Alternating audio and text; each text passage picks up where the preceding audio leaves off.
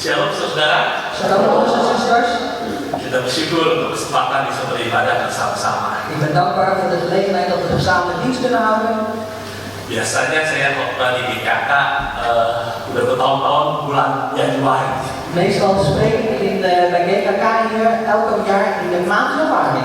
Tapi tahun ini bergeser ke Agustus. Maar dit jaar is het wat verschoven naar augustus. Dan saya kali ini datang ditemenin oleh Pak Freddy dan Ibu Imelda. En ik ben begeleid zeg maar door Pak Freddy en Ibu Imelda. Kita bersyukur Tuhan mengirim wakil duta besar RI kepada kita semua. En we zijn echt dankbaar dat de vertegenwoordiger van de ambassadeur van de Republiek Indonesië ook hier onder ons is. Pak Freddy dan Ibu bukan saja anak-anak yang mengasihi Tuhan, juga jemaatnya. En Pak Freddy en Ibu zijn niet alleen maar kinderen van God, maar ook gemeenteleden. Hampir tiap minggu dia keliling ke gereja-gereja. Want elke zondag gaat hij rond naar allerlei kerken. Tadi bilang pastoral pemerintahan. Dat is een pastoraal, die regering, zeg maar.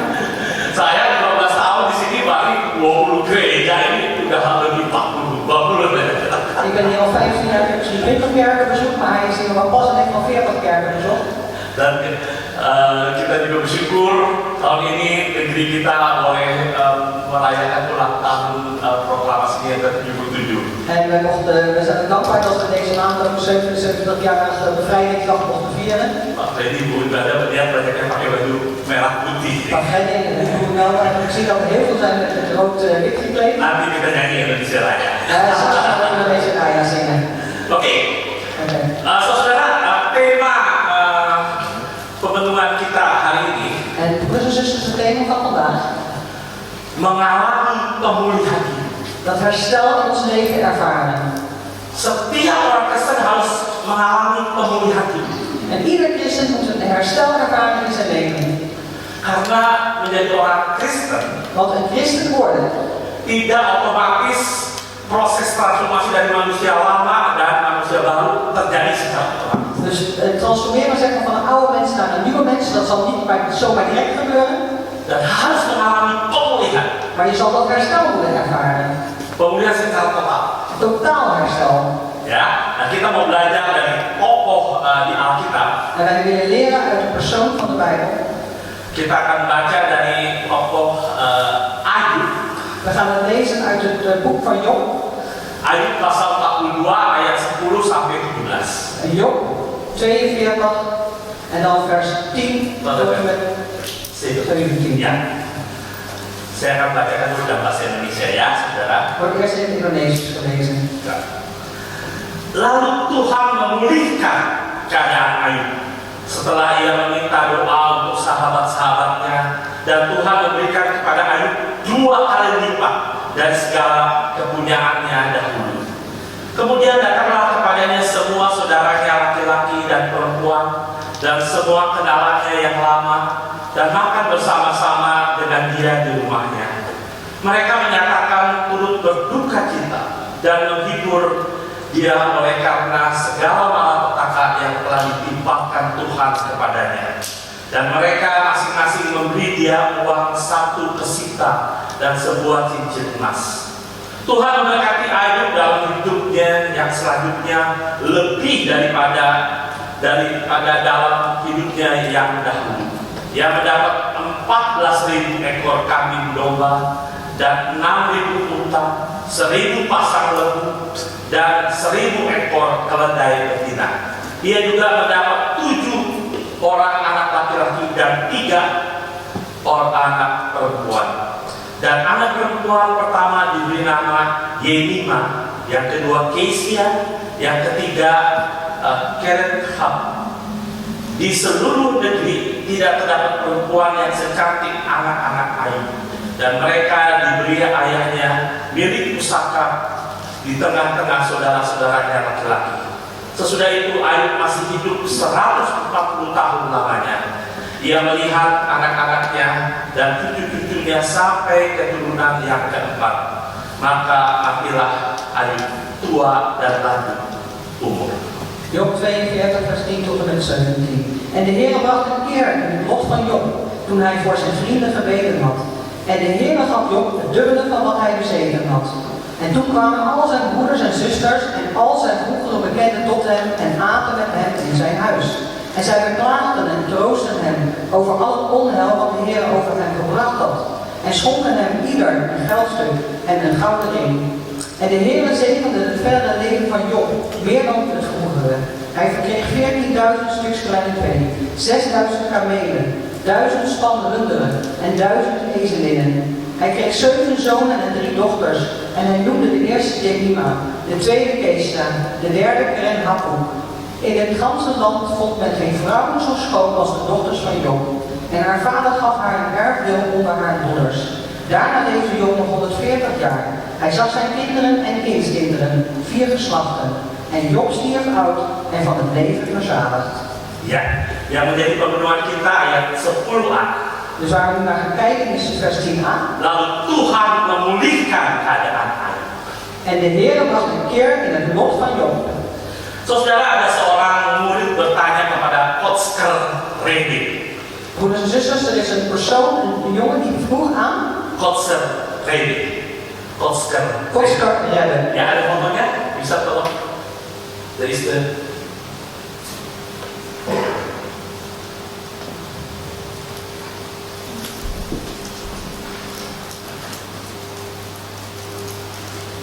Ya, ini dokter ya, dokter ya. Nah, siapa saudara Oscar Redden ini? En wie is deze Oscar Redden? Dia seorang rabi terkenal yang berasal dari Polandia. Hij is een bekende profeet vanuit Polen. Dan orang muridnya bertanya kepada dia. En een van zijn leerlingen die vroeg hem, Di manakah Allah? waar is God? Terus saudara kalau ada tanya, di manakah Allah? En broeders en zusters die vragen dus, waar is God? Apa jawab saudara? Wat is dan uw antwoord? Hah? Di mana-mana. Mana-mana, overal. Dan apa jawab dari Rabi Redding? En wat is dus het antwoord van deze Redden? Dia berkata, Hij zei, ketika kamu mengizinkan dia masuk dalam hidup. op het moment dat jij toestaat in jouw leven te komen. Saudara, jawaban Redding ini terkesan sederhana. En broeders en zusters, het antwoord van deze Redden, dat is eigenlijk eenvoudig. Tapi sebetulnya sangat dalam sekali maknanya. Maar eigenlijk is het, dat impact is heel erg diep. Seperti ada perkataan dalam bahasa Inggris, Zoals er gezegd is in het Engels. let go and let God. Dus let go en let go. Itu itu nah. Coba perhatikan bedanya di mana? Let go and let God. Dus let go en let go, waar zit het verschil? Di akhirnya ada huruf apa? Aan het einde is er een letter, Huruf D. de letter D. Ya, satu kalimat yang sederhana. Het is een eenvoudige zin. Perbedaannya hanya ada di akhir huruf D. En het verschil is eigenlijk alleen maar aan het einde de letter D. Tetapi sebenarnya Maar eigenlijk, perbedaan ini menunjukkan ada suatu perubahan, suatu transformasi. het is eigenlijk het verschil dat is er een verandering is, een transformatie. Perubahan yang drastis dalam hidup seseorang. Een drastische verandering in het leven van een persoon. Perubahan drastis apa saudara? En wat is die drastische verandering? Dari hidup yang tadinya mengandalkan diri sendiri, Vanuit een leven waarin hij eerst op zichzelf vertrouwde lalu menyerahkan dirinya, en zichzelf heeft overgegeven, let go, dus let go, dan membiarkan Tuhan yang berdaulat dan mengendalikan hidupnya. en de Heer de soevereiniteit geven en laten leiden over zijn leven. Let go. Dat is de let God. Ya. Nah, dari hidup yang berpusatkan kepada diri sendiri, Dus vanuit het leven wat alleen maar gevestigd was op jezelf, berubah menjadi hidup yang berpusatkan kepada Tuhan. dat werd dus een leven wat dus gericht is op de Heer. Dan inilah sebenarnya kunci dan rahasia. En dat is eigenlijk een sleutel of een geheimenis. Kalau seseorang mau mengalami pemulihan utuh dalam hidup. Als iemand een volledige herstel weer ervaart in zijn leven. Jadi sebagai orang Kristen, sebagai pengikut Kristus, Dus als volgelingen van Christus, tidak cukup kalau kita hanya percaya dan aktif di dalam pelayanan. is het niet genoeg als we alleen maar geloven en actief zijn in de bediening. Itu bagus ya, percaya dan melayani. Want het is goed als je gelooft en dient. Tapi kita harus mengalami pemulihan hidup. Maar we moeten dat herstel in ons leven ervaren. Dari manusia lama menjadi manusia baru. Dus vanuit die oude mens moeten we een nieuwe mens worden. Jadi jangan puas sudah lama menjadi orang Kristen. Dus wees dan niet tevreden dat je al lang een christen bent. Tetapi pertanyaan apakah kita bertumbuh dewasa dalam iman kita? De vraag is of we werkelijk volwassen groeien in ons geloof. Saudara, kata pulih Dus broeders en zusters, het woord herstel sering dikaitkan dengan keadaan kesehatan. heeft vaak te maken met omstandigheden van gezondheid. Kalau disebut seorang pulih, Dus als je zegt dat iemand hersteld is, artinya proses menuju tadinya sakit menjadi sehat. betekent dat eigenlijk een proces is van daar waar hij eerst ziek was, is hij nu gezond geworden. Seorang yang sakit akan mendapat atau memperoleh kesembuhan jika ia menyediakan dirinya untuk dipulihkan. Dus iemand die ziek is, die zal dat genezen worden als hij dat toelaat, zeg maar, in dat proces van herstel. Tanpa itu, Zonder, tanpa menyediakan dirinya, dus zonder zichzelf over te geven, pemulihan tidak akan terjadi. zal het herstel nooit plaatsvinden. Tetapi saudara, kata pulih ini juga digunakan dalam arti kiasan. Maar broeders en zusters, dit woord herstel zal ook gebruikt worden in de betekenis. Kata kiasan. Kiasan. Ustaz, kiasan. Aduh, ya. Gelijkenis. Ya. Zoiets. Een soort van gelijkenis. Ja, kata kiasan ya. Oke. Het is een lastig woord. Ya, lastig woord. Nah, saudara, jadi kata pulih tidak hanya dikaitkan dengan kesehatan. Dus het woord herstel heeft niet alleen maar te maken met dus gezondheid. Kata pulih punya arti yang lain. Dus het woord herstel heeft ook een andere betekenis. Dan buat kita, En dan voor ons, orang-orang percaya, als gelovigen, pemulihan dapat dipahami dat herstel kun je dus wel onderzoeken. adalah karya penyelamatan Allah bagi dunia ini. Dat is eigenlijk het werk van de redding van God voor ons deze wereld. Berarti kita pikir, saya sehat kok. Want dan denken wij, ik ben toch gezond? Mungkin secara fisik kita sehat. En misschien zijn we fysiek gezien wel gezond, Tapi kita semua adalah orang-orang berdosa. maar wij zijn allemaal zondaars. Artinya kita sakit rohani. Dat betekent dat we allemaal geestelijk ziek zijn. Semua sudah jatuh dalam dosa. Alles is al gevallen in de zonde. Kita harus dipulihkan kembali. En wij moeten dus wederom hersteld worden. Karena ketika manusia jatuh dalam dosa, hidup manusia sudah melenceng dari rencana Allah yang semula. Want op het moment dat de mens in de zonde viel, is het leven van de mens al afgeweken van God. Oleh sebab itu, kehidupan manusia yang berdosa ini harus dipulihkan kembali. En daarom het leven van de mensen die in zonde leven, die moet weer hersteld worden. Menjadi hidup yang sesuai dengan rencana. Dat moet dus een leven worden wat gelijk is aan het plan van God. Saudara, kita hidup di dunia yang sudah tidak ideal. En broeders en zussen, we leven helemaal in een wereld die niet ideaal is. Karena dunia ini sudah jatuh dalam dosa. Want deze wereld is gevallen in de zonde. Jadi kita bisa mengalami berbagai macam masalah. Dus wij kunnen allerlei problemen meemaken. Kita bisa sakit tidak hanya fisik tetapi mental. Dus wij kunnen niet alleen fysiek ziek worden, maar ook mentaal ziek worden. Dalam masa pandemi ini sekarang lebih menurut WHO. Ja, dus in deze pandemieperiode volgens de WHO. Ini ada jutaan orang baru yang stres atau depresi. Zijn er miljoenen mensen die ook gestrest zijn en depressief zijn. Nah, di dunia yang tidak ideal ini, saudara, En in deze wereld, broeders en zussen, die niet ideaal is, manusia bisa memilih untuk percaya atau tidak percaya kepada Tuhan. kunnen de mensen een keuze maken om te geloven of niet te geloven in God. Dan di dalam dunia yang penuh dengan pergumulan ini, En in deze wereld vol met strijd, banyak orang bisa mengalami kepahitan hidup. kunnen heel veel mensen die bitterheid van het leven voelen. Yang mengalami sakit hati. Die hartzeer meemaken. Ada yang mengalami patah hati. Er zijn mensen die gebroken hart hebben. Ada yang mengalami patah hati. Zijn er mensen die gebroken hart hebben? Mudah-mudahan nggak ada ya. Ik hoop het niet. Ada juga yang mengalami luka-luka batin. En er zijn ook mensen die innerlijke wonden hebben. Karena pengalaman traumatis masa lalu. Omdat er allerlei traumatische problemen zijn in hun verleden. Dan banyak terjadi konflik relasi yang rusak. En heel veel conflicten zijn en kapotte relaties. Dan begitu juga dengan natur alam semesta banyak mengalami kerusakan. En ook door alles wat er hier in deze wereld gebeurt, zeg maar, in de natuur, dat is ook allemaal kapot. Inilah realita kehidupan manusia dan dunia yang sudah jatuh dalam dosa. En dat is nou de realiteit van dat de mensen in de wereld is gevallen in de zonde. Jadi dengan kata lain kita semua harus mengalami pemulihan. Dus Dus met andere woorden, we moeten allemaal dat herstel meemaken. Tapi bagaimana caranya? Maar hoe kunnen we dat doen? Menurut iman Kristen, Volgens het geloof van de christenen, pemulihan tidak akan kita peroleh het herstel zullen we nooit ontvangen dengan usaha, dengan kemampuan, dengan kehebatan kita. door het doen van onszelf of door ons geweldige werken wat wij zelf doen. Lalu siapa yang menolong untuk kita bisa dipulihkan? En wie helpt ons dan om ervoor te zorgen dat we hersteld worden? Yang hanya dapat menolong dan memulihkan kita adalah Tuhan Allah. Amen. De enige die ons kan herstellen, dat is onze Heere God.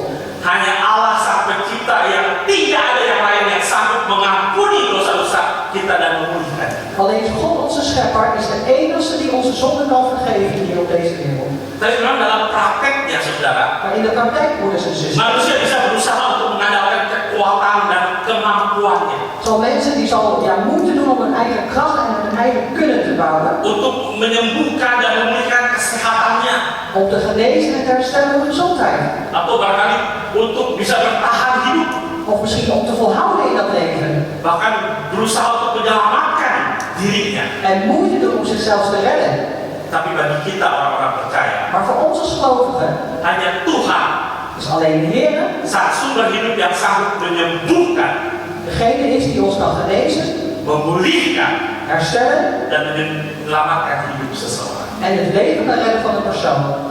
Saudara, setiap orang memiliki kehendak bebas. En broeders en zusters, iedereen heeft een vrije wil. Dia dapat melakukan apa saja yang dia ingin lakukan dalam hidup ini. En die kan gewoon doen, zeg maar, alles wat hij zou willen doen in zijn leven. Tapi dalam kenyataannya, walaupun dia punya kehendak bebas, Maar eigenlijk in feite is het zo, ook al heeft hij een vrije wil, dia tidak bisa mengontrol kejadian dalam hidup hij kan geen controle hebben over de gebeurtenissen in zijn leven. sesuai dengan keinginan. Gelijk naar zijn of haar verlangen. Contoh ini pandemi. Het voorbeeld is de pandemie.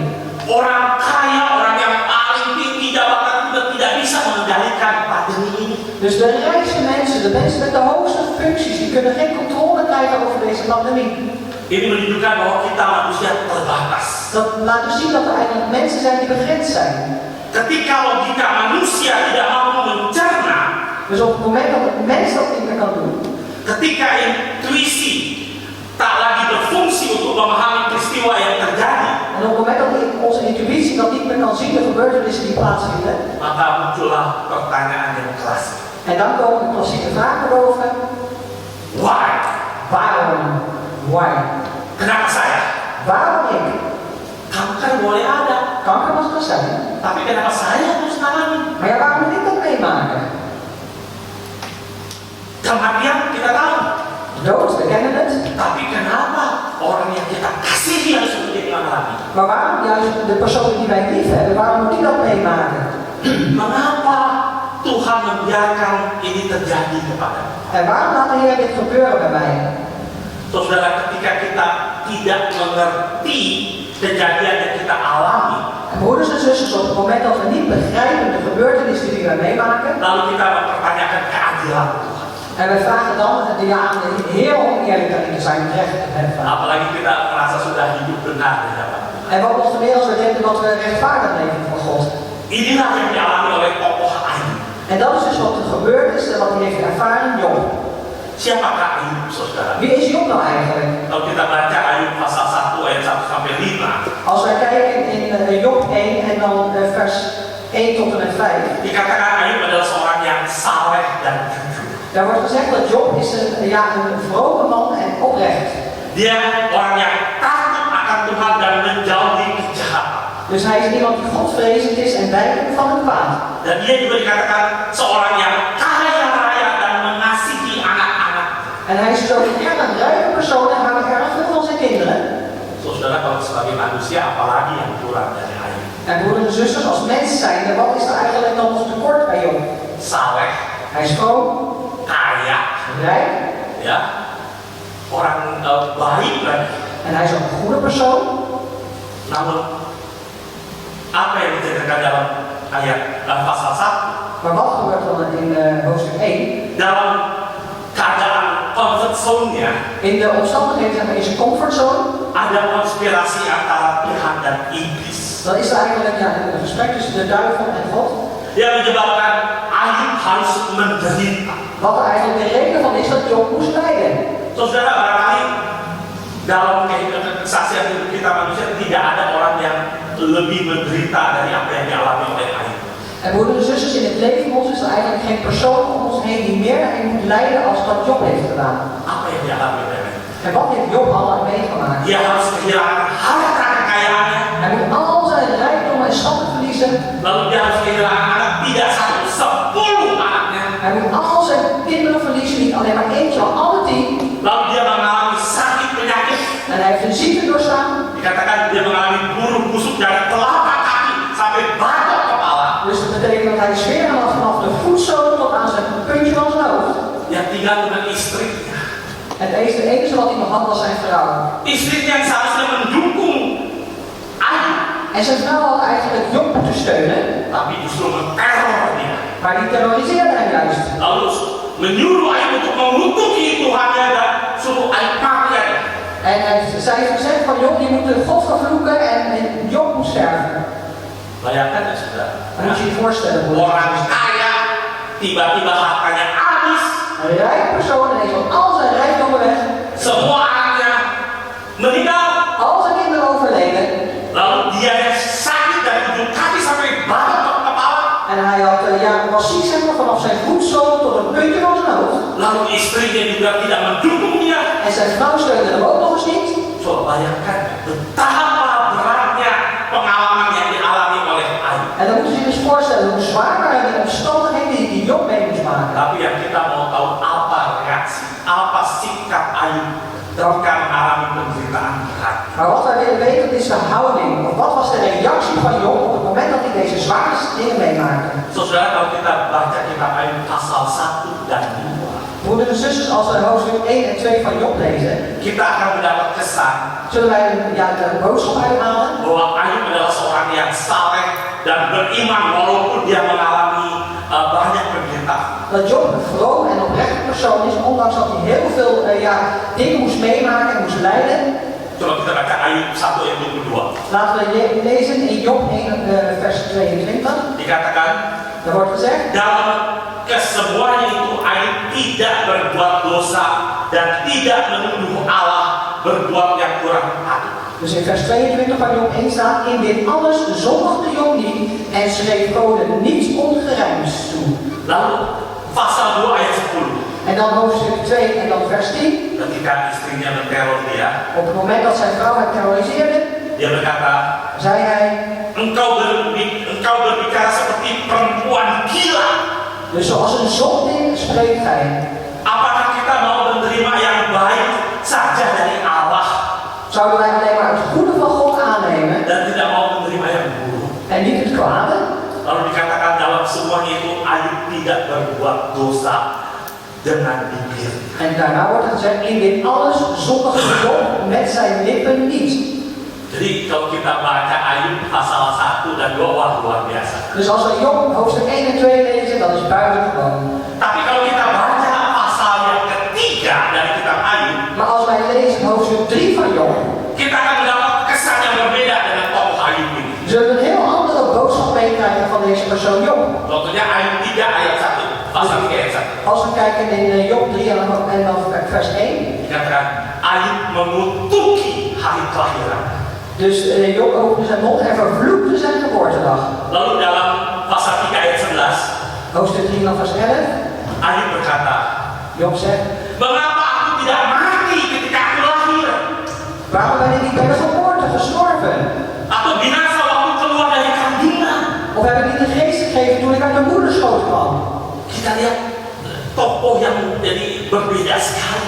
We zien dan ineens een persoon die heel anders is. Tapi saudara, wajar dan manusiawi Maar broeders en zusters, het is eigenlijk menselijk. kalau Ayub mempertanyakan keadilan Tuhan. Als Job vraagt over de rechtvaardiging van God. Mengapa? Waarom? Mengapa saya yang harus mengalaminya? En waarom ben ik het die dit allemaal mee moet maken? Ayub merasa tidak diperlakukan adil oleh Tuhan. En Job vond eigenlijk dat hij niet rechtvaardig was behandeld door God. So, saudara, pada waktu itu ada pemahaman En broeders en zusters, op dat moment was er een begrip, ja? ya, yang berlaku umum. Dat voor iedereen geldt. Ya. Yang adil Wat eerlijk is, adalah orang yang saleh, orang yang jujur, orang yang benar. is een vroom mens, een eerlijk mens, of oprecht en een rechtvaardig mens. Seharusnya hidupnya diberkati dan diselamatkan. Ja, zijn leven moet eigenlijk gezegend zijn en hij moet gered zijn. Dan tidak mengalami penderitaan. En helemaal geen lijden met een lange ei moeten ervaren. Sebaliknya orang yang jahat, Terwijl andersom een kwade persoon, orang yang tidak jujur, iemand die niet eerlijk is, dia sepantasnya dihukum dan menderita. die moet eigenlijk veroordeeld worden en die moet lijden. Itulah yang namanya adil. En dat heeft dus eigenlijk wat eerlijk is, rechtvaardig. Tapi kenyataannya, Maar wat is eigenlijk zoals het is, feit? Ayub yang saleh, yang jujur, tapi dia harus mengalami penderitaan. Job die vroom was en eerlijk, maar juist hij moest lijden. Penderitaan yang sangat berat. Een heel zwaar lijden moest hij doorstaan. Wah, En waarom? apa kesalahannya? Wat is zijn fout? Sehingga dia harus mengalami penderitaan yang begitu berat. Dat hij dat zware lijden moest doorstaan. Dalam pergumulan yang berat itu, En in die zware strijd, diceritakan ada teman-temannya Ayub. er wordt dan verteld dat de vrienden van Job naar hem toe komen. Kita bersyukur kalau dalam pergumulan ada teman-teman yang setia. En wij zijn dankbaar dat als wij in strijd ook getrouwe vrienden hebben. Teman-teman Ayub mencoba untuk menghibur dan menguatkan Ayub. En de vrienden van Job die probeerden hem te troosten en hem de kracht te geven. Dan membantu Ayub untuk memahami apa kejadian yang dia alami. En die probeerden eigenlijk met Job uit te zoeken van ja, wat hij nou eigenlijk had meegemaakt. Dan teman-teman Ayub ini berusaha keras En deze vrienden van Job die hebben heel veel moeite gedaan untuk menjawab pertanyaan klasik dan abadi. Mengapa? om ja, die eeuwige en ja, de vraag die iedereen stelt, waarom? Karena mereka berpikir Want zij denken bahwa semua pertanyaan pasti ada jawaban. dat op alle vragen zeker een antwoord zou zijn. Untuk setiap akibat itu pasti ada sebab. Want voor elke oorzaak is er zeker een reden. Menurut mereka bahwa segala sesuatu itu harus bisa dijelaskan berdasarkan logika dan akal sehat. En voor hun is eigenlijk met de logica en een gezond verstand moet alles uitgelegd kunnen worden. Nah, teman-teman Ayub, saudara, En deze vrienden van Job, moeders en zusters, pada intinya maar in feite dia minta supaya Ayub hebben ze dus gevraagd dat Job mengakui dosa-dosanya dan bertobat. dus zijn zonde beleidt en zich bekeert. Kita lihat di sini bahwa teman-teman Ayub ini berusaha untuk membela Tuhan. Dus wij zien dat de vrienden van Job hier moeite doen om God te verdedigen. Temannya ada yang mengatakan, En zijn vrienden zeggen, jangan persalahkan Tuhan kalau ada musibah.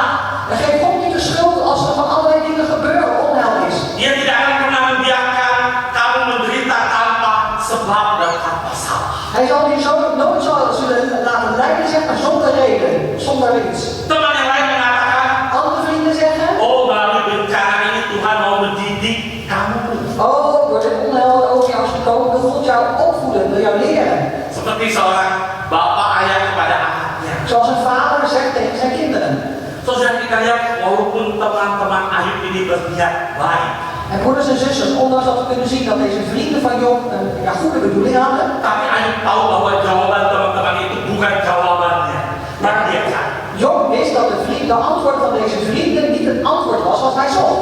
Karena kalau seseorang harus mengalami musibah, penderitaan karena kesalahannya, Want als iemand in een groot probleem zit en moet lijden, zeg maar, logikanya saudara, als het is door zijn fouten, dan is het logisch. mestinya orang yang kesalahannya, perbuatannya yang jahatnya lebih besar, lebih banyak, harus mengalami musibah yang lebih berat lagi. Dan moet eigenlijk degene met meer fouten en meer zonde, zeg maar, nog grotere problemen meemaken. Itu baru adil loh. Dat is eerlijk.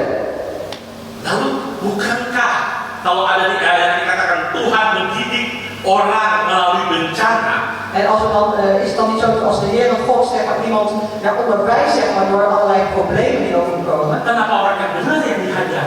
waarom wordt dan juist iemand die rechtvaardig is gestraft? Mestinya yang dihajar orang yang jahat, orang yang nggak benar.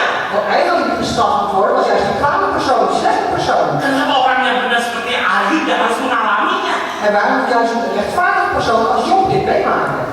Yang menarik dari kisah Ayub ini, Wat saudara, aantrekkelijk is uit dit verhaal van Job, broeders en zusters, Ayub tidak pernah puas dengan jawaban teman-teman. en Job was eigenlijk nooit tevreden met het antwoord van zijn vrienden. Dan Dan dia tidak pernah putus asa. En hij heeft het ook nooit opgegeven. Dia terus berusaha mencari jawabannya Hij bleef doorzoeken naar een antwoord. dengan cara Met een manier. mendekatkan diri dan berdialog dengan Tuhan. Door dichter bij de Heer te komen en in dialoog te gaan met de Heer God. Saudara, ketika kita dalam posisi seperti Ayub, En broeders en zussen, op het moment dat wij in een positie zitten zoals Job, jangan menjauhkan diri dari Tuhan. ga dan juist niet ver weg van de Heer. Justru kita mendekatkan diri dan berdialog dengan Tuhan. Maar we gaan juist dichter naar de Heer toe komen en we hebben een dialoog met de Heer. Tuhan kita selalu siap untuk mendengarkan seluruh keluhan kita. De Heer en God is altijd bereid zeg maar, om al onze klagen, onze gemopper zeg maar, aan te horen. Inilah yang dilakukan oleh Ayub. En dat is dus ook wat Job deed. Dia terus mendekatkan diri, dia berdialog dengan Tuhan walaupun dia tak mengerti. Hij bleef dus dichter bij de Heer komen en hij ging in dialoog met de Heer God, ondanks dat hij niet begreep. Bahkan dia meminta, coba jelaskan kenapa. En hij heeft dus gevraagd van, alsjeblieft Heer, ga het uitleggen waarom. Kalau kita baca kitab Ayub pasal 38, En als wij dus lezen in Job hoofdstuk 38, itu oleh Lembaga Alkitab Indonesia, en dat staat in de Indonesische Bijbel, itu diberi judul geeft als titel, Jawaban Tuhan kepada Ayub. dus het antwoord van de Heer aan Job. Tapi sebetulnya pasal 38 dan seterusnya itu bukan jawaban Tuhan kepada Ayub, saudara. Maar als je dan hele hoofdstuk 38 leest, is het eigenlijk niet het antwoord van God aan Job. Tapi Tuhan mau mengingatkan Ayub. Maar de Heer wil eigenlijk Job aan herinneren Siapakah Tuhan? wie de Heer eigenlijk is. Siapakah kita manusia? En wie zijn wij als mensen? Siapakah manusia yang mempertanyakan kedaulatan, kebijaksanaan Tuhan? En wie zijn wij als mensen die vragen die soevereiniteit of die wijsheid van God vragen? Lalu kita baca pasal 38 ayat 4. Als wij kijken in hoofdstuk 38 vers 4, Tuhan bukan menjawab Ayub, de Heer heeft Job niet geantwoord, malah mengajukan pertanyaan. maar die heeft zojuist een vraag gesteld. Di mana engkau? Waar waart gij? Where are you? Where was you? Dus waar was je? Ketika aku meletakkan dasarmu. Toen ik de aarde grondvestte. Wow. Wauw. Ini ketika Adam dan Hawa jatuh dalam dosa. Dat is het moment dat Adam en Eva vielen in de zonde. Pertanyaan yang sama juga muncul. En ook diezelfde vraag kwam daar. Di mana engkau? Waar was je? Kita manusia seringkali ketika kita tidak mengerti pengalaman yang tidak kita inginkan, Dus al heel vaak is zo, als wij niet begrijpen de problemen die we meemaken, zeg maar, die we niet verlangen, kita bertanya, why? dan vragen wij direct waarom, why? Kalau starting pointnya dari pertanyaan manusia, Dus als het startpunt is van de vraag van de mens, selalu ada misi, kita tidak akan terpuaskan dengan jawaban manusia. dan zal er altijd, dan zou je het nooit ontdekken, zeg maar, je zal nooit tevreden zijn met het antwoord van de mens. Tapi kalau kita mau memahami semua kejadian peristiwa dalam kehidupan kita, Maar als we dus willen onderzoeken en begrijpen alle gebeurtenissen die gebeuren in ons leven, coba jawab pertanyaan. vraag dan eens, beantwoord dan eens de vraag van de Heer. Di manakah? Waar ben je? Apakah kau berjalan? Apakah kau ada di jalanku? En ben je nog steeds in mij? Dengan pertanyaan ini, En met deze vraag Tuhan mau mengingatkan Ayub. wil de Heere God, of de Heere God wil Job herinneren. Siapakah manusia yang mempunyai, yang mau menguasai jalan pikirannya Tuhan? Wie is dan een mens die wil bevestigen, dus weten zeg maar, de manier van denken zoals God het doet. Yang mau menuntut keadilan dan pertanggungjawaban Tuhan. Die dus wil vragen zeg maar eigenlijk de eerlijkheid en de verantwoordelijkheid van God. Terbalik, saudara. Het is andersom, broeders en Dia zusters. berkata, Ayub terbalik, cara berpikirmu terbalik. Dus Job was juist andersom moest het zijn. Zijn gedachten waren ook juist andersom. Bukannya manusia yang mempertanyakan kedaulatan Tuhan, Is het niet de mens die vraagt die soevereiniteit van God, tapi jawablah pertanyaan Tuhan kepada kita. maar geeft juist antwoord op de vraag die God ons stelt. Saudara, sangat penting sekali mempunyai pemikiran yang baik dan sehat. Broeders en zusters, het is heel belangrijk om een goede en gezonde gedachten te hebben. Pemulihan pemikiran yang sudah dipulihkan Dus de gedachten die al hersteld zijn, akan meringankan penderitaan kita die zal dus ook over dat lijden van ons herstellen. dan bisa mengubah cara pandang kita. En die kan ook onze manier van opvattingen veranderen, van denken. Kenapa orang banyak yang stres dan depresi? Waarom zijn er heel veel mensen in een stress of in een depressie? Karena dia terjebak dengan pemikiran. Omdat ze dus eigenlijk in de val gelopen zijn door hun eigen gedachten. Apalagi untuk orang-orang yang perfeksionis. Wat nog meer voor mensen die perfectionisten zijn? Ada orang perfeksionis di sini. Zijn er perfectionisten hier? Kalau orang perfeksionis itu hal yang kecil langsung dipikir. Als een perfectionist is, dan is het juist kleine dingen, dan worden dingen heel erg snel over nagedacht. Dipikir, Er wordt gedacht, over dirasa, en er wordt gevoeld, dipikir lagi, en er wordt weer gedacht, dirasa lagi. en dan wordt het weer Dia gevoeld. terus saja begitu terbawa dengan pemikirannya. En dan gaat het zo maar door, dan word je meegenomen door die gedachten. Akhirnya En uiteindelijk, overthinking. dan overdenken, dan ga je te ver daarin overdenken. Lalu nggak bisa tidur. En dan kun je niet slapen. Karena terjebak dengan pemikirannya. Omdat het helemaal in je gedachten blijft zitten. Nah, penting sekali En dus, untuk orang-orang seperti itu. dus het is heel belangrijk voor mensen zoals deze. Jangan terjebak dengan pola pemikiran. Dus val niet zeg maar in die manier van denken van jou. Tetapi kita ini otak kita tuh banyak dalam syaraf di otak kita banyak syaraf-syaraf ya. Itu banyak jalur jalan-jalan. Dus in onze gedachten, zeg maar in ons denken, heb je heel veel allerlei zenuwen lopen. Jadi maksudnya jangan terganggu. Nanti kalau begini, wah, terus kita ke bawah dengan pemikiran kita. Want laat het niet zo zijn dat als je iets hoort, dat je meegenomen wordt door gedachten. Als het zo gaat, zo en zo en zo en zo. Maar niet dat je meegaat door je gedachten. Kita coba buka jalan. En wij proberen de weg te openen. Oke, saya ngalamin itu. Oké, ik heb dit meegemaakt. Tapi kita punya Tuhan. Maar we hebben de Heer God. Tuhan yang maha kuasa. De Heer is almachtig. Masalah real, nyata. Dus het is een reëel probleem. Tapi bukan itu satu-satunya kenyataan. Maar dat is niet het enige wat het feit is. Tapi kuasa kebangkitan Kristus sudah nyata. Maar de kracht van de opstanding van Christus is ook een feit. Nah, ini tip untuk yang orang yang perfeksionis ya. En dit is dus niet voor alle perfectionisten. Supaya jangan terjebak. Zodat je dan niet in valt, zeg maar, niet gepakt wordt door je eigen probleem. Kenapa saya tahu ini? En waarom weet ik dat? Karena istri saya juga tipe orang perfeksionis. Want mijn vrouw is ook een type van een perfectionist. Ya, nah jadi saya tahu benar. Dus ik weet het werkelijk goed. Nah, jadi saudara penting sekali Dus broeders en zusters, heel belangrijk punya pemikiran yang baik dan sehat. om die goede en gezonde gedachten te hebben. Jadi yang penting adalah kita berdialog dengan Tuhan. Het belangrijkste is dat we een dialoog hebben met God. Nah, kembali kepada kisah Ayub. En nog maar even terug naar het verhaal van Job. Setelah Ayub terus berdialog dengan Tuhan. Nadat Job eigenlijk door in dialoog was met de Heer God. Tadi dalam ayat yang ke-10 perikop kita Dus net was het in hoofdstuk 10 of de pericoop. dikatakan Tuhan memulihkan keadaan. Daar werd gezegd dat de Heer God herstelt de omstandigheden van Job. Ayub mengalami pemulihan hidup. Dus Job die ervaarde een herstel in zijn leven. Kita tadi baca bahwa Tuhan tidak saja mengembalikan anak-anaknya, hartanya 2 kali lipat dari kepunyaan yang dahulu. We hebben gezien dat de Heer heeft teruggegeven, allerlei kinderen ook, en ook zijn rijkdommen 2 keer zoveel als wat hij had. Tetapi yang terpenting adalah pemahaman Ayub terhadap Tuhan dipulihkan, diubahkan. Maar het belangrijkste was dat de gedachten, zeg maar, de kennis die hij had van God, dat is hersteld. Dat is opnieuw zo gewoon goed gemaakt. Baik, kita baca Ayub 42 ayat 5. Laten we eens kijken in Job 42 en dan vers 5. Hanya dari kata orang saja aku mendengar tentang engkau. Dus slechts van horen zeggen had ik van u vernomen. Tetapi sekarang mataku sendiri memandang engkau. Maar nu heeft mijn oog u aanschouwd. Saudara dengar kemarin, dulu barangkali dia hanya cuma ikut-ikutan. Dus broeders en zusters, misschien heeft u vroeger alleen maar meegedaan, gevolgd. Katanya. Dus wat er gezegd werd. Tadi kita ngobrol di meja makan nih. We hebben net beneden even wat gekletst aan de eettafel. Saya bilang, Ibu Imelda pinter masak. En ik heb gezegd, Ibu Imelda is echt goed in koken. Tapi buat Pak Riki yang belum ngalamin, katanya. Maar voor Pak Riki, dat is eigenlijk, ja, wordt gezegd. Kalau saya udah ngalamin. Ik heb het al meegemaakt. Nah, itu bedanya. Dat is het verschil. Nah, itu juga Ayub begitu, saudara. En met Job was het ook eigenlijk hetzelfde. Dulu kata orang begitu. Vroeger, mensen zeiden dit.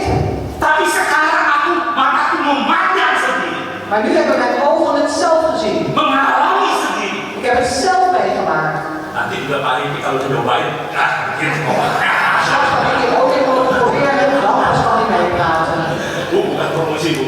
Dat is geen promotie voor u. Nggak, supaya lebih jelas, saudara. Zodat het duidelijker is. Jadi maksudnya Ayub mengalami sendiri. Dus de bedoeling daarmee is dat Job heeft het zelf meegemaakt. Apa yang dialami oleh Ayub? Wat Job heeft meegemaakt, Dia sekarang lebih mengenal, memahami siapa Tuhan, siapa diri. hij kent dus eigenlijk beter, hij begrijpt nu beter wie is de Heer God en wie is hij zelf. Ayub dapat menerima keterbatasannya. En Job die heeft dus kunnen accepteren dat hij begrensd is. Dia menyadari Hij was ervan bewust bahwa tidak semua pertanyaan ada jawaban. dat niet op alle vragen een antwoord is. Tidak semua akibat mempunyai sebab. En niet alle gevolgen, zeg maar, alle oorzaken hebben een reden. Tidak semua kebijakan dan penerapan Tuhan bisa dicerna oleh logika manusia. En niet alles wat God zegt of wat hij ons vertelt, zijn het niet te bevatten met onze logica als mens zijnde. Sikap inilah yang membuat hidup Ayub dipulihkan. En deze houding zorgde ervoor dat het leven van Job hersteld werd. Dia mengalami kasih dan kuasa Tuhan dalam hidup. Hij heeft de liefde en de kracht van God ervaren in zijn leven. Pertanyaannya tetap tidak terjawab. En zijn vraag was nog steeds niet beantwoord. Tetapi jawaban Tuhan yang diberikan Tuhan itu mengubah sikap hidup. Maar het antwoord dat God heeft gegeven, dat heeft veranderd, zeg maar, zijn levenshouding. Seluruh hidup Ayub dipulihkan. Het hele leven van Job werd hersteld. Dia menyadari En hij was ervan bewust. tidak semua hal harus dia pahami. Hij hoefde niet alle dingen te begrijpen. Ada hal-hal tertentu yang masih misteri bagi manusia. Er zijn nog steeds dingen die voor mensen mysterieus blijven. Ayub tahu, En Job weet dat. tetapi dia tetap percaya sama Tuhan. Maar hij bleef geloven en vertrouwen in de Heer. Nah, saudara, ada beberapa nasihat praktis yang membantu kita Broeders en zusters, zijn praktische adviezen die ons helpen untuk kita membantu kita mengalami proses pemulihan dalam kehidupan kita. om ons te helpen, zeg maar, in het proces van herstel in ons leven. Walaupun barangkali kesehatan fisik kita tidak mengalami kesembuhan, Ondanks dat misschien onze fysieke, onze lichamelijke ziektes geen genezing ervaren. kita barangkali masih tetap mengalami sakit penyakit. Want we moeten misschien nog steeds ziektes lijden. Tapi pemahaman kita tentang Tuhan berubah. Maar ons begrip, onze kennis van God, die verandert. Yang pertama, saudara, Het eerste, broeders en zusters, jangan cepat-cepat menyalahkan diri sendiri. geef niet te snel jezelf de schuld. Umumnya, saudara, ketika kita mengalami penyakit atau penderitaan, Dus in het algemeen, broeders en zusters, als we ziektes of lijden moeten doorstaan, kita mencari alasannya apa. willen we vragen, we willen altijd zoeken waarom.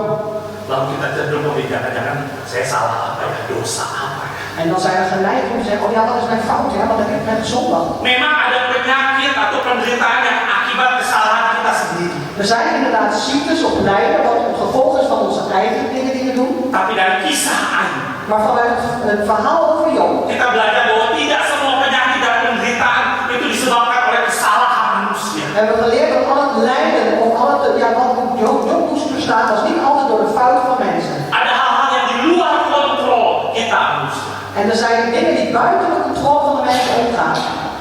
Hal yang kedua, saudara, En de tweede, broeders en zusters, sebagai orang percaya, als gelovigen kita berani mengambil tanggung jawab yang lebih.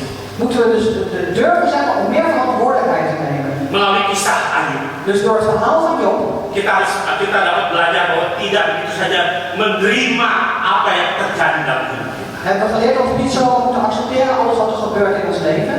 Ayub tidak begitu saja menerima nasihat atau jawaban dari teman-teman. En Job heeft niet zomaar geaccepteerd, zeg maar, de antwoorden of de adviezen van zijn vrienden. Tetapi dia uji. Maar hij heeft het getoetst. Dia berani mengambil tanggung jawab atas keyakinannya. Hij durfde dus de verantwoordelijkheid te nemen over zijn eigen overtuiging. Dia berani mengambil tanggung jawab apa yang dia yakini. En hij heeft eigenlijk de verantwoordelijkheid genomen over wat hij dus waarvan hij overtuigd was. Dia terus berkomunikasi dan berdialog dengan Tuhan. Hij bleef doorcommuniceren en in dialoog met de Heer God. Ayub berusaha untuk mendengarkan Tuhan. En Job deed moeite om te luisteren naar God. Dan pada akhirnya ia merespons secara bertanggung jawab. En uiteindelijk heeft hij gereageerd, respons gegeven met verantwoordelijkheid. Saudara, ini ada satu hal yang menarik dari kosakata Ibrani, pembenaran kata Ibrani. En broeders en zusters, er is hier een betekenis uit een Hebreeuws woord. Ternyata dalam kata Ibrani Wat blijkt uit dat woord, tidak ada satu kata yang berarti taat. er is geen één woord wat betekent taat, gehoorzaam. Ya, menarik. Is dat aantrekkelijk? Ya, kalaupun ada kata taat dalam Alkitab kita Als bijvoorbeeld het woord taat of gehoorzaamheid in onze Bijbel staat, itu merupakan tafsiran, bukan arti sebenarnya dari kata Ibrani. dat is dus eigenlijk een uitleg, maar niet de werkelijke betekenis van het Hebreeuwse woord. Tapi justru yang dipakai, yang banyak dipakai dalam Alkitab, Maar wat juist heel veel gebruikt wordt in de Bijbel, kata Ibrani dat is dat woord, sema. sema. Ini ada pokoknya Is dat foto? dan ya sema, ya. Sema. Sema ini artinya dengarkan. Dus sema, dat betekent luister. Tapi dengarkan yang dimaksud di sini bukan suatu tindakan yang pasif. Dus het luisteren hier, dat is wat gebruikt wordt, zeg maar niet iets passief. Sema di sini bukan berarti kita nggak usah melakukan apa-apa, tidak. Dus sema hier, dat betekent niet dat we niets hoeven te doen, Tapi kita dengarkan firman Tuhan. maar wij luisteren naar het woord van God. Lalu kita berespon sebagai tanggung jawab. En dan geven we respons door onze verantwoordelijkheid te nemen. Jadi kita lihat di sini Allah nggak pernah memaksa kita untuk taat buta.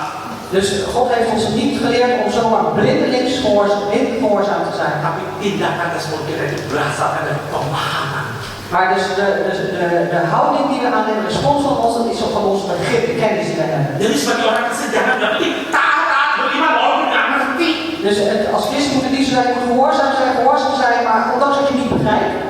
Tapi kita terus berdialog minta hikmat dari Tuhan. Maar we moeten dus in dialoog blijven, we moeten dus die wijsheid vragen. Kita berani mengambil tanggung jawab yang lebih daripada sekedar hanya terima saja.